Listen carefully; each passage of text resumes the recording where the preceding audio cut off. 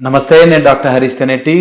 Super mind power series వింటున్నారు. అందులోనూ ముఖ్యంగా super mind power classes start అవ్వబోతున్నాయి కాబట్టి ఇవన్నీ మీకు ఒక గైడెన్స్ లాగా ఉపయోగపడతాయని చేస్తున్నాను. అయితే మీకు ఈరోజు నేర్పించబోయేది ఒక లెక్సికల్ హైపోథసిస్. అంటే మన జీవితంలో ముఖ్యంగా 1936 కంటే ముందే లాట్ ఆఫ్ రీసెర్చ్ జరిగింది. ఆ రీసెర్చ్లో ఒక ముఖ్యమైన అంశం కనుక్కున్నారు. అదేంటంటే మొత్తము హ్యూమన్ బిహేవియర్, మైండ్ చేసే రకరకాల బిహేవియర్స్లో 17,536 పదాలు ఇంగ్లీష్లో 17,536 పదాలు హ్యూమన్ బిహేవియర్ ఎలా ఉంటుంది అనే దాని మీద కనిపెట్టారు. మొత్తం అన్ని ఏరియాలు కూర్చుని అసలు human behaviour happy, sad, dull, week ఇట్లా అన్ని రకాలుగాను కలుపుకుని 17,536 అటు ఇటుగా, మనకు నెంబర్తో ఏం పని ఉంది, ఇప్పుడైనా ఎగ్జామ్ రాస్తున్నామా, అటు ఇటుగా అన్ని పదాలు కనిపెట్టారు. ఇందులోంచి అసలు ఇవన్నీ ఎక్కడి నుంచి వస్తున్నాయి, ఈ బిహేవియర్ మైండ్ ఇలా ఎందుకు చేస్తోంది అని రకరకాల లెక్కలు వేసి అందులోంచి అందులోకి కలిపి మొత్తము 16 ట్రైట్స్ అని కనిపెట్టారు. 16 రకాల హ్యూమన్ బిహేవియర్ మెంటాలిటీస్ మీ చుట్టుపక్కల కనిపిస్తూ ఉంటారు. హ్యూమన్ మైండ్ ఇన్ని రకాలుగా ఉంటుంది. అందులోనూ ముఖ్యంగా 16 రకాల మనుషుల మనస్తత్వాలు ఉంటాయి. 16 గుర్తుపెట్టుకోవడం కూడా కష్టమని ఇంకా మొదలుపెట్టారు, ఇంకా లోపలికి వెళ్ళారు.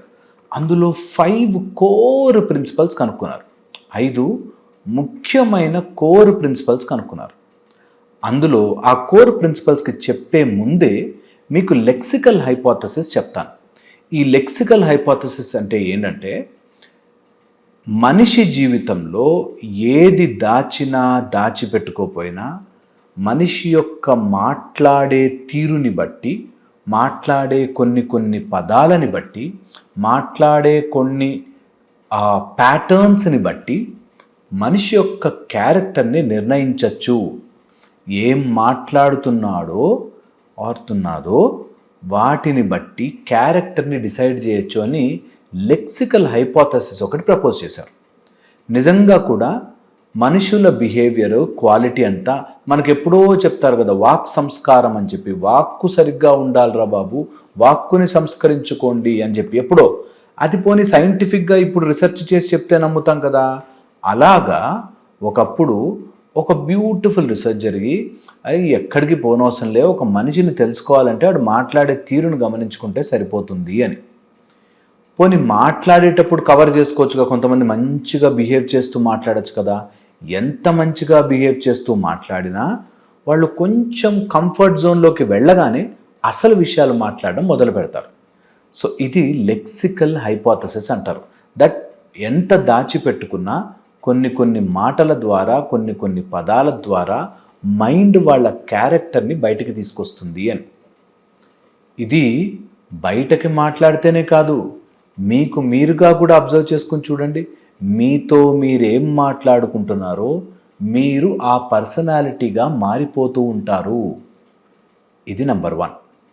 అయితే ఈ పర్సనాలిటీని అన్నిటినీ 5 కోర్ పర్సనాలిటీగా డివైడ్ చేశారు. దీన్ని 5 గోల్డెన్ పర్సనాలిటీస్ అంటారు, 5 ట్రైట్ ప్రిన్సిపల్ అంటారు, 5 కోర్ ట్రైట్స్ అంటారు. ఇట్లా వేరియస్ పేర్లు పెట్టారు. నేను మళ్ళీ చెప్తున్నాగా, మీకు పేర్లు, డేటా, ఇన్ఫర్మేషన్ ChatGPTని అడిగినా ఇస్తుంది. Time waste. నేను చెప్పేది దాని వెనకాల కాన్సెప్ట్ పట్టుకోండి. ఓకే, సో 5 రకాల మనుషులు మీ చుట్టుపక్కల తిరుగుతుంటారు. అందులో మీరు కూడా ఒక టైప్లో ఉంటారేమో చెక్ చేసుకోండి.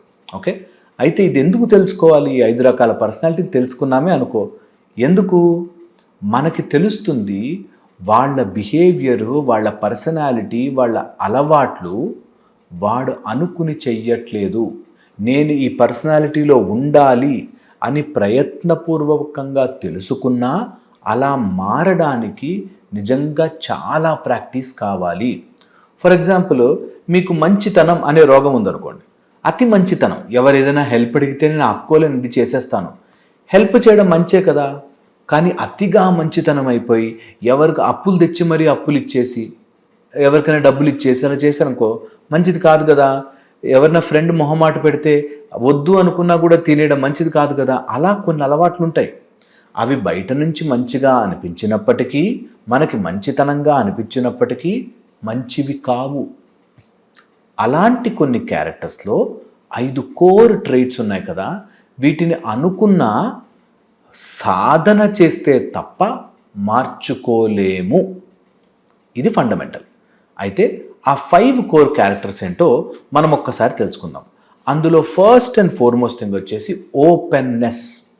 వీళ్ళు అన్నిటికీ ఓకే, అన్నిటికీ ఓపెన్. ఇటు తిప్పితే ఇటు, అటు తిప్పితే అటు, ఎలా ఉంటే అలా ఉంటారు. వీళ్ళు ఓపెన్నెస్తో ఉంటారు. అన్నిటినీ అర్థం చేసుకుంటాములే, తెలుసుకుందాములే, ఏమో వాళ్ళ సైడ్ నుంచి ఏం తప్పు ఉందో, ఏమో వాళ్ళకి ఏం ప్రాబ్లం ఉందో అని అర్థం చేసుకునే ఒక బ్యాచ్ ఉంటారు. వీళ్ళు ఎక్కువ కాంప్లికేట్ చేయరు, ఉన్న దాంట్లో ఉంటారు, లేకపోతే లేదు, అన్ని రకాలుగానే విడిపోతారు. మీరు చూడండి, కావాలంటే రోడ్డు మీద ఎక్కడన్నా ర్యాండమ్గా చూడండి, ఇలాంటి పర్సనాలిటీస్ మీకు కలుస్తారు, కనిపిస్తుంటారు. వాళ్ళ మైండ్లో కొన్ని లాజిక్లు ఉంటాయి.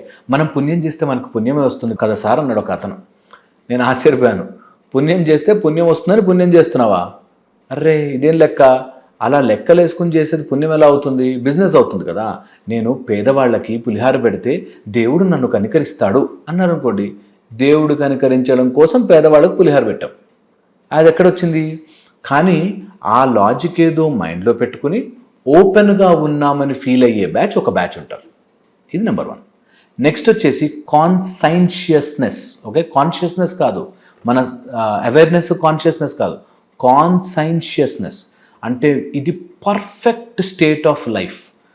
ఎక్కడ, ఎప్పుడు, ఎందుకు, ఎలాగ తెలుసుకుని మాట్లాడి బిహేవ్ చేసి మన క్యారెక్టర్ని ఎప్పటికప్పుడు సర్దుకుని హ్యాపీనెస్ కోసం హ్యాపీగా ఉంటూ జీవితాన్ని బరువు అనుకోకుండా నడిపించుకుంటూ తీసుకెళ్ళాం. ఫర్ ఎగ్జాంపుల్, ఎవరైనా గొడవ పడ్డారనుకో, నాతో పెట్టుకుంటారా, వాడు 2 దెబ్బలు వేసాడు అనుకో, అమ్మో ఎందుకు వచ్చింది లేక తప్పించుకుని వెళ్ళిపోయి తర్వాత దాని గురించి బాధపడం. వాడు బలవంతుడు, కొట్టాడు, ఏం చేస్తాం? బాధపడం. నన్నంత కొడతాడా, నా సంగతి వాడికి తెలియదు, వాడి సంగతి చెప్తా, అందరి ముందు ఇన్సల్ట్ చేశాడు, ఇవేం ఉండవు. ట్రై చేసాం, వాడు కొట్టాడు, ఓకే వాడు బలవంతుడు, అయిపోయింది, గేమ్ ఓవర్, మర్చిపోతాం. కాన్సైన్షియస్నెస్లో ఉంటే నిజంగా వాడు బలవంతుడు అనుకో, ఓకే సో వాట్, నిజంగా వాడికి బలవం లేదనుకో, మనం అని హీరోలా ఫీల్ అయిపోతుంటాం. పాయింట్ ఈస్, ఎక్కడ, ఎప్పుడు, ఎందుకు, ఎలాగ ప్రవర్తించాలో తెలిసి ఉంటుంది కాన్సైన్షియస్నెస్కి. వీళ్ళు అతిగా గొడవ పడరు, వీళ్ళకి తెలిసిపోతూ ఉంటుంది, అండ్ వీళ్ళకి అండర్స్టాండింగ్లోకి వచ్చేస్తుంది ఏంటి కరెక్టు ఏంటి రాంగ్ అని. ఇది కాన్సైన్షియస్నెస్. నెక్స్ట్ వచ్చేసి ఎక్స్ట్రావర్షన్. వీళ్ళకి ఎంతసేపు బయట వాళ్ళ గురించే బ్రతుకంతా. ఈ ఎక్స్ట్రావర్షన్ చాలామందిని చూస్తాం. వీళ్ళ జీవితం అంతా ఏంట్రా నీ జీవితం అంటే బయట వాళ్ళ కోసం. మా అమ్మ నాన్న సంతోషంగా ఉంటే చాలు సార్, అయిపోయిన తర్వాత నా పిల్లలు బాగుంటే చాలు సార్, అయిపోయిన తర్వాత మా పెదనాన్న వాళ్ళ పిల్లల్ని కూడా నేనే చూసుకుంటాను సార్, అయిపోయింది. నెక్స్ట్ ఏంటి? అంతా జీవితం అంతా ఎవడేమనేసుకుంటాడో, ఎక్స్ట్రావర్షన్లో బ్రతుకుతూ ఉంటారు. ఇంకా సైంటిఫిక్గా వెళ్తే చాలా డెఫినేషన్స్ మారుతాయి, బట్ నేను అందరికి అర్థమయ్యేలా చెప్తున్నాను. నెక్స్ట్ వచ్చేసి అగ్రియబుల్నెస్.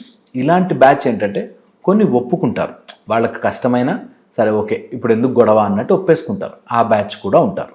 నెక్స్ట్ వచ్చేసి న్యూరోటిసిజం. వీళ్ళు అబ్సల్యూట్లీ పిచ్చివాళ్ళు. లైక్ రాంగ్ డెసిషన్స్ తీసుకుంటారు, తప్పుడుగా మాట్లాడతారు, బూతులు మాట్లాడతారు, వాళ్ళ మాటే నెగ్గించుకోవాలని చూస్తారు, అగ్రెసివ్గా ఉంటారు, గొడవలు పడతారు, కొట్లాడతారు. వాళ్ళకి ఏ మాత్రం స్పృహ ఉండదు. అరే ఇలాంటి పని చేసాం, నేను మనిషినేనా అనే స్పృహ ఉండదు. వాళ్ళు న్యూరోటిసిజంలో ఉంటారు. ఈ 5 క్యారెక్టర్స్ మన చుట్టూ ఉంటాయి.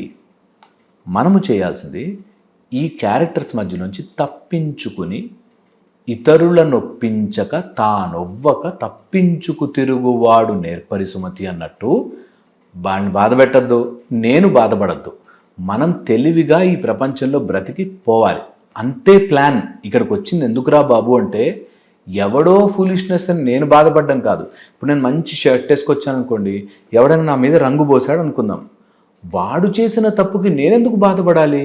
షర్టు మార్చుకుంటాం, కుదిరితే ఉతికించుకుంటాం, కలర్ పోతే ఇంకోటి కొనుక్కుంటాం, లేకపోతే వాడిని అడిగి కొనిచ్చుకుంటాం, అంతే.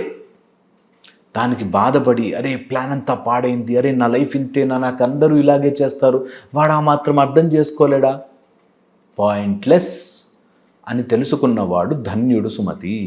ఇతరుల నొప్పించక తానొవ్వక తప్పించుకు తిరుగువాడు నేర్పరి సుమతి అన్నట్టు మనం కూడా ఎవరిని బాధపెట్టద్దు, మనము బాధపడద్దు. ఆ బౌండరీ తెలుసుకుని ఇలాంటి పర్సనాలిటీస్ 5 కోర్ ట్రైట్స్ మనుషుల్లో ఉంటాయి అని తెలుసుకుని లైఫ్ను ముందుకు తీసుకెళ్ళాలి. దీని తర్వాత ఈ వీడియో తర్వాత ఎవరో కమెంట్ పెడతారు, అవి ఏమేమి ఉన్నాయో కింద ఇలా పాయింట్ వైజ్గా రాసివ్వచ్చు కదా అని.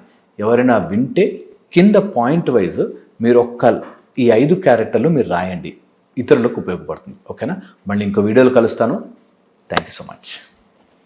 సూపర్ మైండ్ పవర్ సిరీస్ వింటున్నారు. అందులోనూ మనకి క్లాస్ స్టార్ట్ అవ్వబోతోంది ఈ మంత్ జూన్ 29 టు జూలై 5 వరకు 7 days wonderful workshop super mind power గురించి. ఒక 10 long hours మీకు మంచి సెషన్ తీసుకుంటాను. అయితే మీకు ఇంట్రెస్ట్ ఉంటే కింద లింక్ ఇస్తారు, మన వాళ్ళు జాయిన్ అవ్వచ్చు. అండ్ ఓపిక ఉండి ఇంట్రెస్ట్ ఉండి సాధన చేసుకునేటట్టయితేనే మీ డబ్బులు వేస్ట్ చేసుకోండి, లేకపోతే అనవసరంగా డబ్బులు వేస్ట్ చేయొద్దు.